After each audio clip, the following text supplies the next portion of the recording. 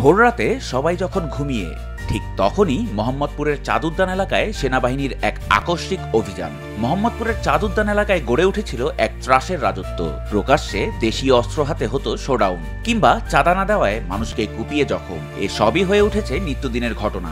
আজ ভোরে নিস্তব্ধতা ভেঙে গ্রেফতার হয় নয়ন ও তার ৩ সহযোগী।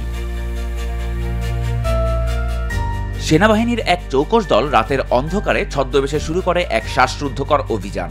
তথ্য প্রযুক্তির সহায়তায় চিহ্নিত করা হয় নয়নের সুনির্দিষ্ট অবস্থান।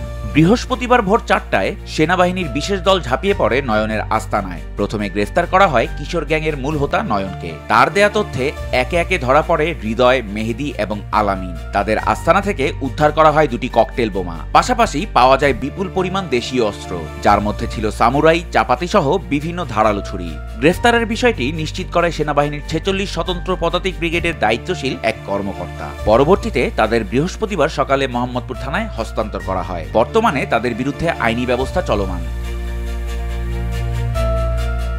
এরা চাঁদাবাজি থেকে শুরু করে কুপিয়ে জখম করা সবকিছুর সাথেই জড়িত। সামাজিক মাধ্যমের বিভিন্ন ভিডিওতে ধরা পড়ে তাদের দৌরাত্ম্য। কিছুদিন আগে চাঁদ উদ্যানে ঘটে এক লোমহর্ষক ঘটনা। চাঁদা না দেওয়ায় এক ব্যক্তিকে কুপিয়ে আহত করতে দেখা যায় নয়ন গ্যাংকে। পরবর্তীতে সেই ভিডিওটি বিভিন্ন সোশ্যাল মিডিয়াতে এবং সংবাদ মাধ্যমে প্রকাশিত হয়। এরপর থেকেই মূল হোতা নয়নের গতিবিধি লক্ষ্যে মাঠে নামে সেনাবাহিনী।